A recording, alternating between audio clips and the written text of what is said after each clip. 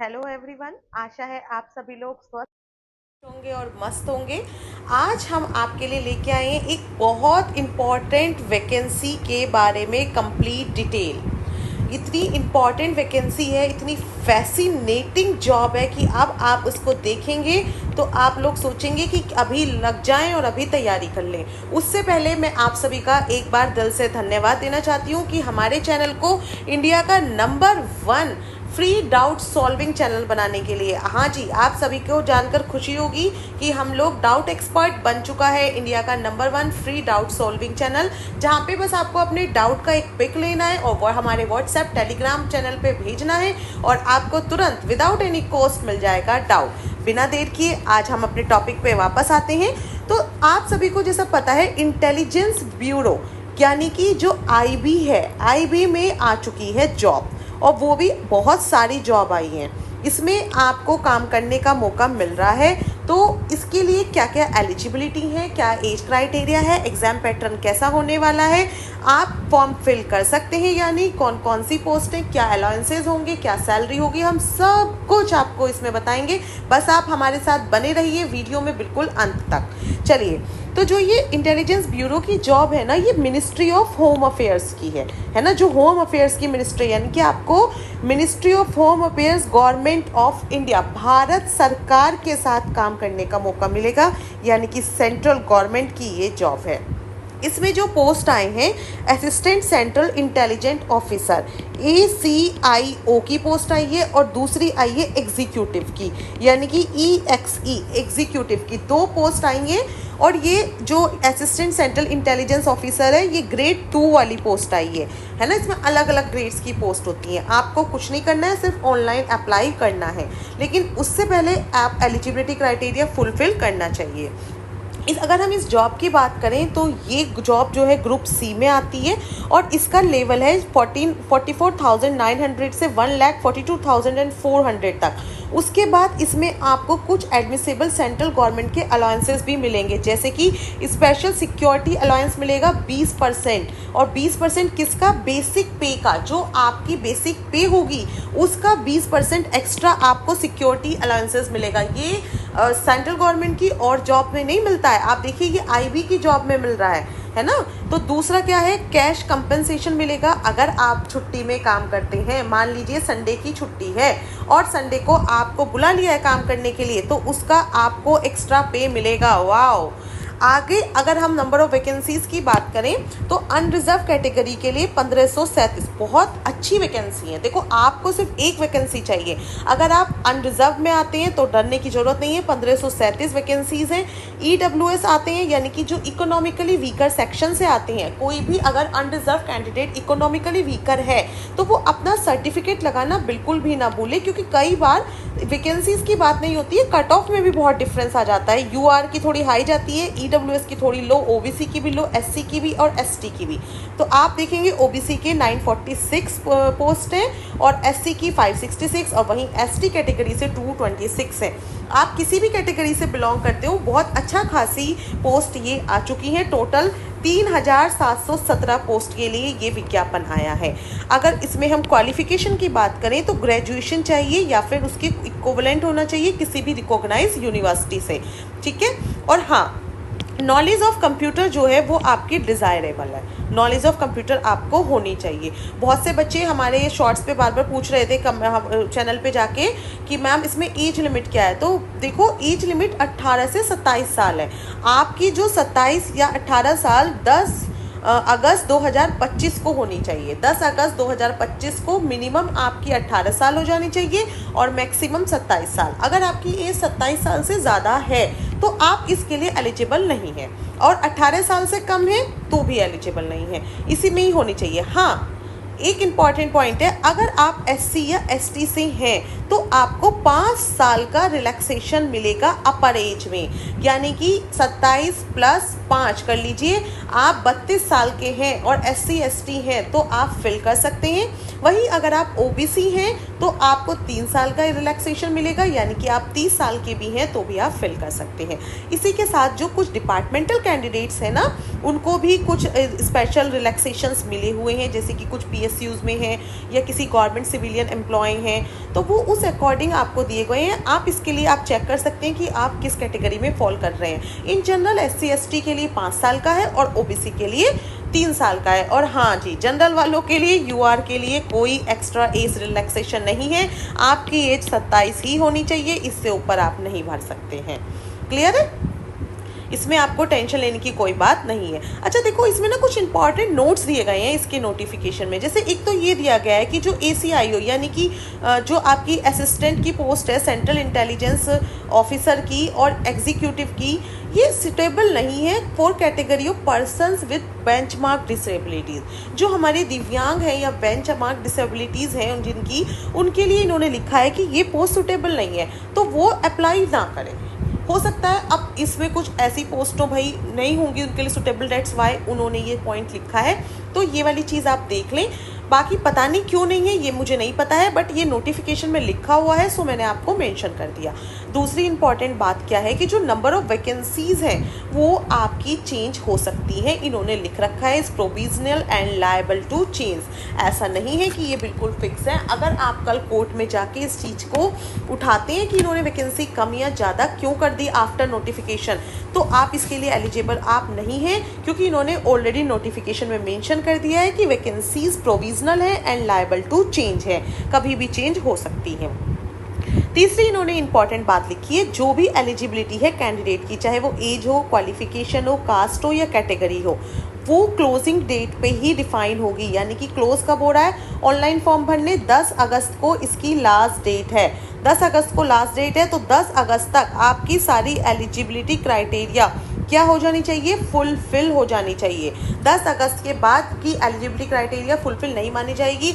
मान लिया कि आप जो हैं 18 साल के हो रहे हैं 10 सितंबर को, तो आप फिल नहीं कर सकते। आपकी 18 साल एज 10 अगस्त को ही होनी चाहिए। क्लियर है? फिर जो रिजर्वेशन है वो एज पर द रूल्स है, एज पर द नॉर्म्स है। इसमें और आपको कुछ इंपॉर्टेंट इन्फॉर्मेशन नहीं है। जो आपकी जॉब है वो भाई इसको मार्क कर लीजिए। कभी आप सोचें कि मेरा घर दिल्ली में है, मेरी जॉब तो दिल्ली में ही रहेगी या रहनी चाहिए, ऐसा नहीं है। इन्होंने क्लियर लिखा है, post involve all India transfer liabilities. आप भारत के किसी भी स्टेट में किसी भी कोने में ट्रांसफ़र कर दिए जा सकते हैं, बिकॉज ये जो जॉब है ये पूरी इंडिया की है। तो आप जब आप फिल कर रहे हैं तो आपके दिमाग में चीज़ होनी चाहिए कि कि कैंडिडेट आप कहीं भी सर्व कर सकते हैं इंडिया में। ठीक है? अगर आप सोच रहे हैं नहीं मुझे दिल्ली में ही सर्व करना है, तो आप थोड़ा रुक जाइए। सेकेंडली देखो, वैसे तो ये जॉब बहुत अच्छी है, बहुत ज़्यादा फैसिलिटिंग है, इतने सारे पर्क्स हैं और आपको अप्लाई ही करना चाहिए। देश भ्रमण मिलेगा आपको, आप अपनी जॉब के बहाने पूरा देश घूमेंगे, एक जगह कंसाइज होके नहीं रहेंगे। हाँ, होम सिकनेस थोड़ी हो सकती है, बट दैट इज़ मैनेजेबल। घर खुद भी घूमिए, घर वालों को भी घुमाइए। अभी हम एग्ज़ाम पैटर्न को थोड़ा रुक के वो करेंगे डिस्कस। उससे पहले हम आगे देखते हैं। देखो, सिटी जो है एग्जामिनेशन की ऑलमोस्ट हर स्टेट में सिटीज़ हैं। चाहे आप अंडमान निकोबार की बात कर लें, हरियाणा, गुजरात, उत्तर प्रदेश, अरुणाचल प्रदेश, सब जगह हैं। तो आप जहाँ के कैंडिडेट हैं उसके अकॉर्डिंग आप अपना सेंटर चूज़ कर सकते हैं। और देखिए, जितनी जल्दी आप फॉर्म भर देंगे आपको अपनी चॉइस का फॉर्म मिल जाएगा। राजस्थान में भी काफ़ी सारे दिए हैं इन्होंने, हर जगह आपका सेंटर है। आप एग्जामिनेशन सिटी आप एक बार ले लेते हैं, चूज़ कर लेते हैं, तो चेंज नहीं होगी। इसलिए अपनी एग्जामिनेशन सिटी को चूज़ करते हुए आप बहुत ध्यान रखेंगे। जैसे एसएससी में आपको चांस मिला था थोड़ा इम्प्रूव करने का, इस बार नहीं मिलेगा। एसएससी आपसे पैसे लेके एडिट कर रहा था, ये नहीं करेगा। क्लियर है? ओके। अब जो एग्ज़ाम होगा उसमें टीयर 1 होगा। टीयर 1 में जो मतलब आपका टीयर 1 होगा, जो date time centre of tier 2 and tier 3 या फिर इंटरव्यू की, वो उन्हीं के लिए होगी, उन्हीं को ही बुलाया जाएगा जो टीयर 1 को क्वालिफाई करेंगे, है ना।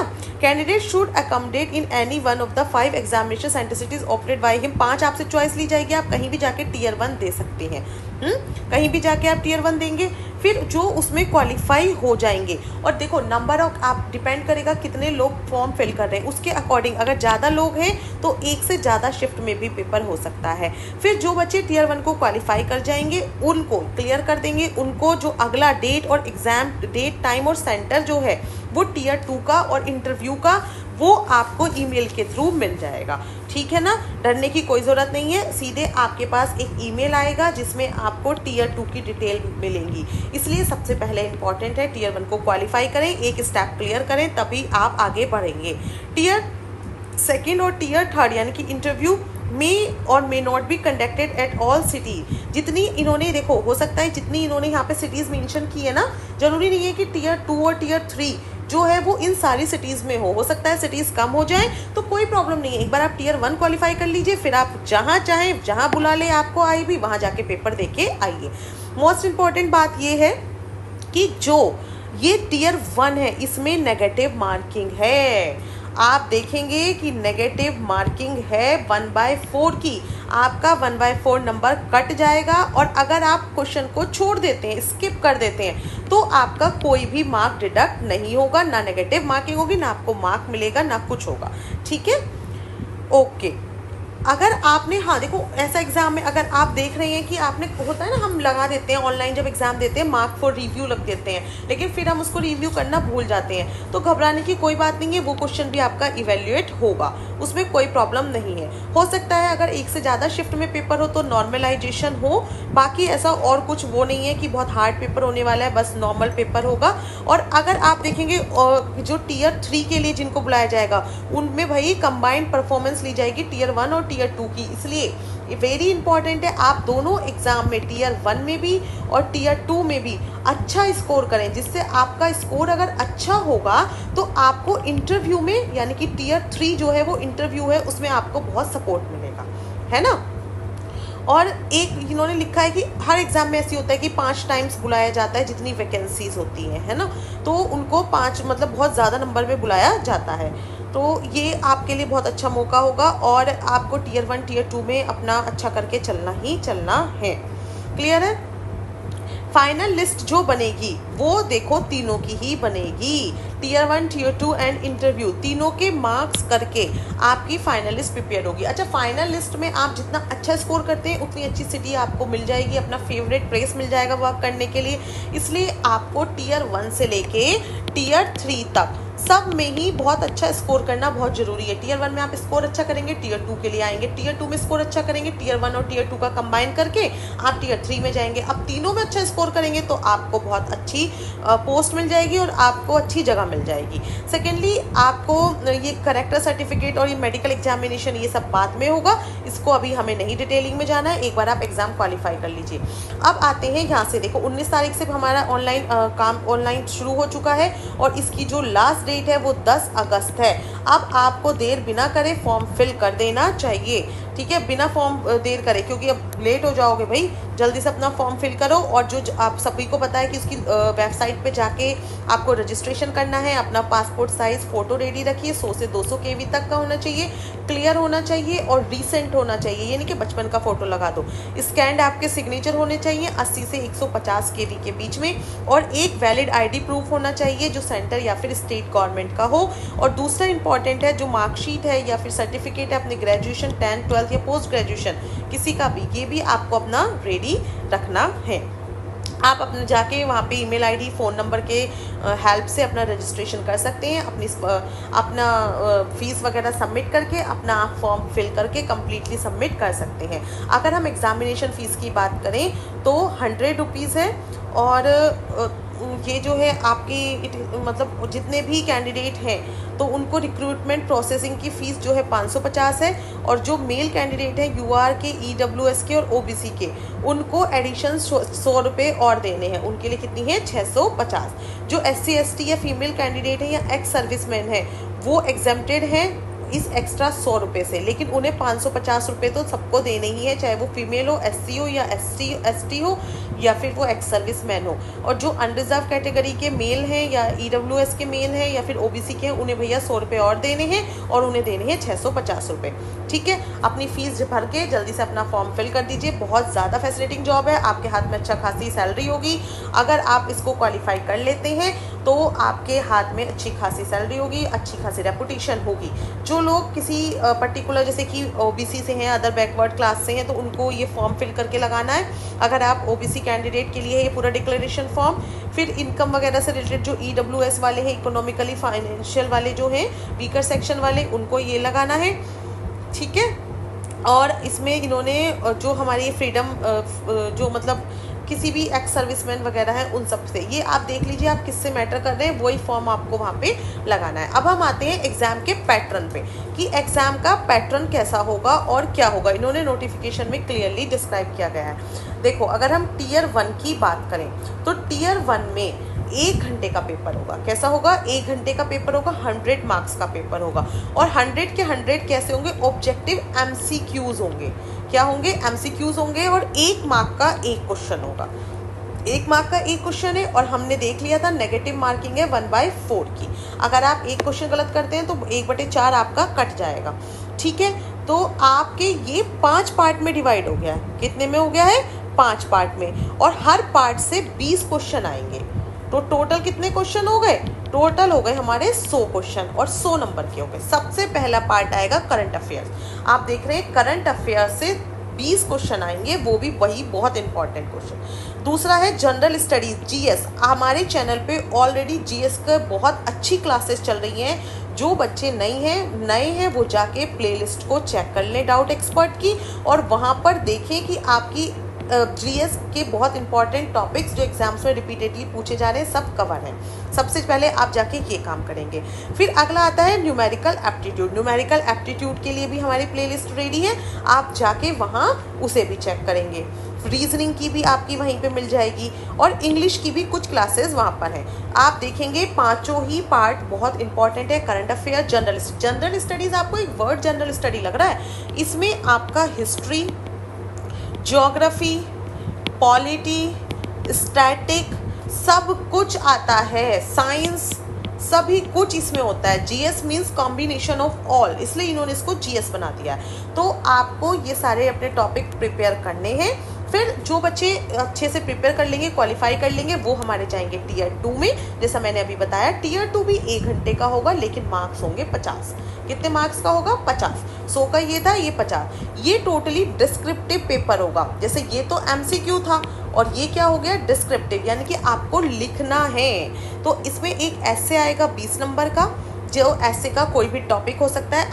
आप इसके प्रीवियस ईयर्स के क्वेश्चंस देखेंगे, पीवाईक्यूज जब अपने चेक करेंगे तो उसमें आपको पता चलेगा कि किससे रिलेटेड, करंट से रिलेटेड ऐसे आ रहा है, या फिर हमारी कुछ अच्छी प्रथा, बुरी प्रथा, या व्हाटएवर, तो उसके अकॉर्डिंग आप तैयारी करेंगे। फिर आता है इंग्लिश कॉम्प्रीहेंशन 10 मार्क का। This is also very important. इसमें आपके देखो लॉन्ग आंसर टाइप क्वेश्चंस भी आएंगे, और किस पे? करंट अफेयर्स पे। इंग्लिश कॉम्प्रीहेंशन में आपको एक पैराग्राफ दे दिया जाएगा, उससे रिलेटेड क्वेश्चन पूछे जाएंगे। कुछ लॉन्ग आंसर टाइप क्वेश्चन आएंगे करंट अफेयर, जैसे कि अभी हमारा ऑपरेशन सिंदूर हुआ था, वो भी करंट अफेयर का बहुत अच्छा टॉपिक है। या फिर अभी जो हमारी हंगर से रिलेटेड रिपोर्ट रिलीज़ हुई है, या जो एटमॉस्फेयर से रिलेटेड है, आर्टिफिशियल रेन कराई गई है दिल्ली में। आप ध्यान रखिए चारों तरफ से करंट से रिलेटेड जो भी चीज़ चल रही है उससे रिलेटेड आपको लॉन्ग आंसर टाइप क्वेश्चन आएगा। और घबराने की ज़रूरत नहीं है, बिकॉज ऐसा नहीं है कि सिर्फ एक ही क्वेश्चन आएगा, आपको चॉइस मिलती है। तो ठीक है, अगर एक आध चीज़ स्किप भी हो गई, आपकी दूसरी चीज़ प्रिपेयर है, तो यू कैन। ओके। फिर अगला आता है करंट अफेयर। करंट अफेयर हमारा किसका आएगा? 2 question of 10 marks each on current affairs. Current affair क्या आएंगे? ये जो लॉन्ग क्वेश्चन है ना, 2 तो इसमें करंट अफेयर क्या आ गए? 2 आ गए इकोनॉमिक्स के और सोशल पॉलिटिकल इशू के। समझ में आया? ऐसे आपके क्वेश्चन आएंगे, हर एक से 2-2 क्वेश्चन। मैं इसको इरेज करती हूँ, क्लियर दिखेगा आपको। जो 2-2 क्वेश्चन है ना, long question, long answer type question, 2-2 question आएंगे। किस किस से? 2 करंट अफेयर से आएंगे, है ना, 2 इकोनॉमिक्स से, 2 सोशल पॉलिटिकल इशू, जितने ये सोशल पॉलिटिकल इशू चल रहे हैं इनसे रिलेटेड। कहने का मतलब है करंट में जो भी टॉपिक चल रहा है उससे रिलेटेड आपके 2-2 क्वेश्चन आएंगे ही। फिर जो बच्चे इसको क्वालिफाई करके जाएंगे, कुछ भी हो सकता है इससे आ जाए, वो दोनों के मार्क्स ऐडअप करके वो हमारे जाएंगे इंटरव्यू वाले सेक्शन में। तो हाँ, एक डाउट आ रहा था, क्या इस एग्ज़ाम में इंटरव्यू है? तो यस, इंटरव्यू है। जो टीयर 1 और टीयर 2 को, भाई अच्छी लेवल की पोस्ट है, ग्रेड 2 की पोस्ट है, इंटरव्यू तो होगा ही ना। जो टीयर 1 और टीयर 2 को क्वालिफाई करके जाएंगे वो इंटरव्यू में जाएंगे और फिर तीनों की एडिशन है। 100 नंबर का इंटरव्यू है, अच्छा खासा नंबर है। तो टोटल देखो आपका कितना हो गया, 100 50 100 यानी कि 250 नंबर हो गया। तो जो मेरिट लगेगी ना वो 250 नंबर में से लगेगी। और फिर इसमें से आप जितना अच्छा स्कोर कर लेते हैं उतना ही आपकी चांसेस बढ़ जाती है मेरिट लिस्ट में आने की। अच्छी खासी पोस्ट है, बहुत हार्ड इसका पैटर्न नहीं है। आप अभी से PYQs स्टार्ट कीजिए, हमारे चैनल से जुड़ जाइए, आपको हर चीज़ की अपडेट मिलेगी, आपकी प्रिपरेशन में हेल्प मिलेगी। आपके फ्रेंड्स जो भी इस एग्ज़ाम की प्रिपरेशन करना चाह रहे हैं या कर रहे हैं उनको भी ये वीडियो शेयर कर दीजिए, और साथ ही उनसे भी बोलिए डाउट एक्सपर्ट को सब्सक्राइब करें, लाइक करें, सो डैट कोई भी इंफॉर्मेशन है तो वो आपको मिल जाए। और अगर आपको कोई डाउट है तो आप हमारे व्हाट्सएप चैनल, हमारे टेलीग्राम चैनल या कमेंट सेक्शन में डायरेक्टली आप पूछ सकते हैं। इसी के साथ मिलेंगे नेक्स्ट अपडेट के साथ, तब तक के लिए नमस्कार, थैंक यू।